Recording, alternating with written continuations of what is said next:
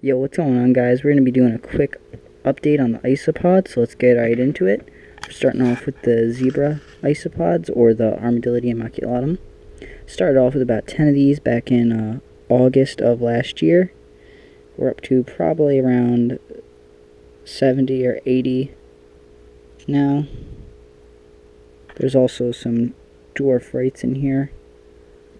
But, yeah, there's quite a lot in here now. A lot of them scurried under the dirt when I opened it.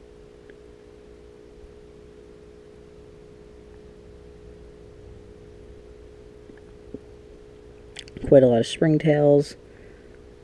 And, yeah, they're doing pretty good. They have a good ABG mix substrate with charcoal, cork bark, and magnolia pods. They get Repashy, Bug Burger, and Morningwood, usually about once or twice a week, along with a bunch of just leftover vegetables from my bearded dragons and box turtles. Now we can move on to my Armadillidium vulgare orange. These ones I actually just had to change to a different tub because they had a bit of a mite issue and they weren't producing at all. But I still have 10 of them since when I got them. Hopefully they'll start producing now, but haven't lost any since I got them. They're doing pretty well.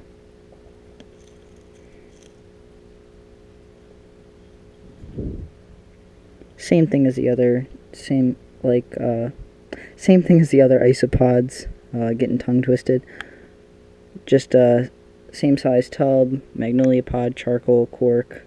This one has a bit more leaf litter because I just set it up. I actually need to add some more to the other tubs. But next we can move on to the Porcilio laevis dairy cow.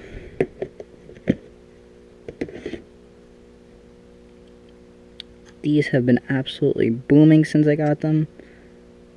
I forgot what month it was. It was around, I think, like October that I got these, the vulgare orange, and the next ones, which are the Pepernosis.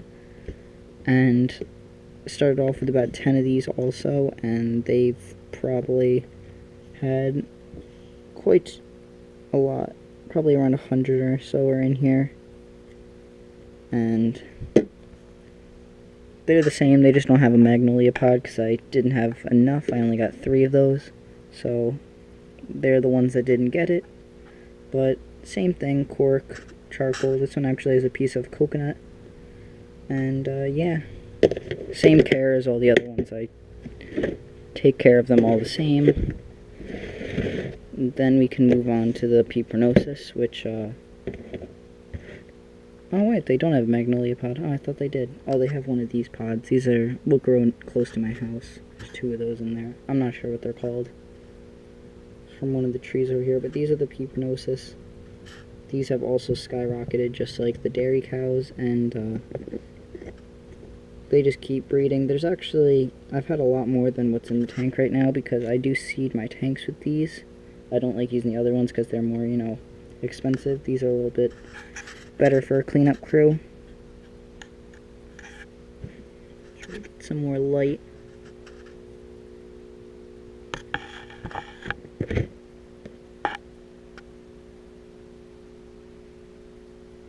They're nice though. They're better than some of the other isopods you keep for a cleanup crew. So they have a nice blue sheen to them. And they're actually out pretty often. I actually do see them in my tanks eating all the dead plant matter and stuff like that quite often. And then lastly, we have my dwarf whites. These I also seed my tanks with. I actually started these for free from the Armadillidium maculatum. They came in with those, so I just took a few out and threw them in their own separate tub, and they are starting to produce. Along with, I did buy some at an expo when I bought my dart frogs over there, and threw some in there, so there are also some in there. And the thing about these though, you don't see them quite as much as the other isopods because these ones just dig down into the soil and stay there. But yeah. Oh, where did he go? There's not that many in here, because I did start them from only like 3. There's probably about like, maybe like 20 now.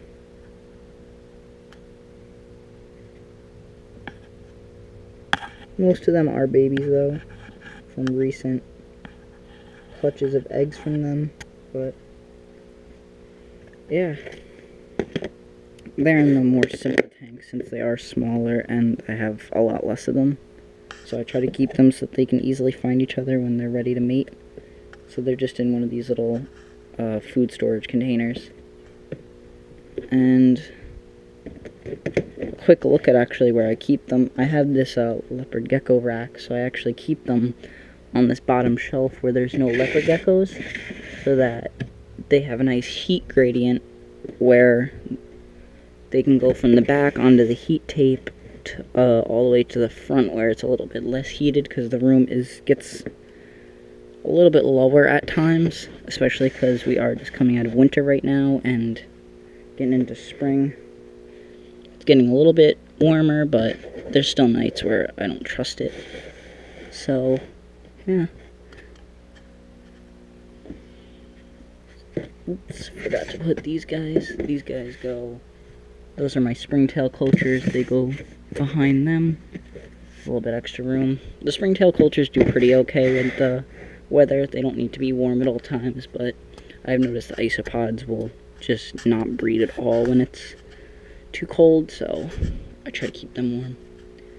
Alright. That about ends off this video. Thank you guys for watching. See if the dart frogs are out. No, anyone's out? Well, I think some of the babies are out.